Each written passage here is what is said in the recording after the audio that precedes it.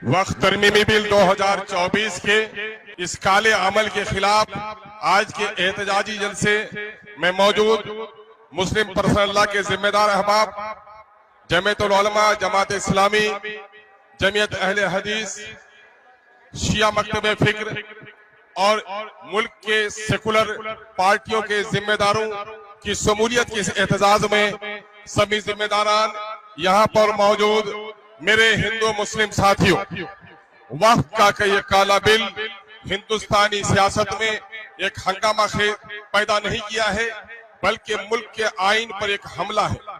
अब तक मोदी हुकूमत ने मुसलमानों को निशाना बनाने के लिए एक तरफ एनआरसी सीएए का मामला लेके आया, तलाक बिल के जरिए से हमारी शरीयत पर हमला किया है। अब ये वक्फ का काला बिल सिर्फ हमारे जायदाद पर कब्जा करने का नहीं, बल्कि हिंदुस्तान में खाना जंगी पैदा करने की एक नापाक कोशिश की है। ये हमारी और आपकी जिम्मेदारी है कि मुल्क की आजादी में जिस तरह हमारे आबा अजदाद ने गर्दनें कटाई है, अगर गर्दन कटाने की भी जरूरत पड़े तो हम मुल्क में खाना जंगी पैदा होने नहीं देंगे, लेकिन इस काले बिल को कभी मंजूर होने नहीं देंगे। हमें अहद लेना पड़ेगा, हमें कस्बे खानी पड़ेगी। मैं क्या कहूँ, हमें तो कहा गया था वातसिमू बिहब्लिल्लाहि जमीअन वला तफर्रकू, कि तुम अल्लाह की रस्सी को मजबूती से पकड़ लो और तुम तफरके में मत पड़ो। लेकिन ये जो हालात हुए हैं, हमें एहतसाब करना चाहिए कि कहीं न कहीं हमारी सफों की दरार ने हमें बेवजन किया है। इस बेवजनी के नतीजे में इस मुल्क की आजादी के लिए गर्दन कटाने वाली की नस्लों के साथ मैं सीमांचल से ताल्लुक रखता हूँ। कुछ दीवानों और पागलों ने मुल्क का बंटवारा हिंदुस्तान और पाकिस्तान के रूप में किया था। मेरे बाप दादा ने उसे कबूल नहीं किया था, बल्कि सीमांचल की वो पट्टी जरा सी भी करवट लेती तो पाकिस्तान का हिस्सा हो सकते थे। लेकिन हमने इस मुल्क को, और अगर वो सीमांचल की पट्टी पाकिस्तान में चली जाती तो मुल्क का दो टुकड़ा है भारत का भी हो जाता। भारत को मुसल्लम बनाने के लिए, भारत को मजबूत बनाने के लिए हमने कुर्बानियां दी है। लेकिन जो लोग अंग्रेजों के कदम बसी करते थे, वो लोग आज हम पर उंगलियां उठा रहे हैं।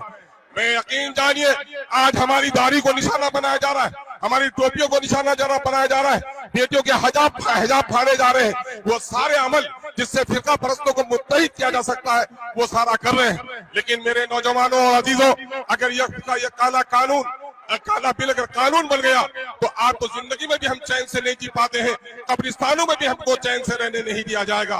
न जाने कितने बुलडोजर चलेंगे कब्रिस्तानों में, न जाने कितनी खानकाहें बर्बाद की जाएंगी, न जाने कितने मस्जिदों में ताला लगेंगे।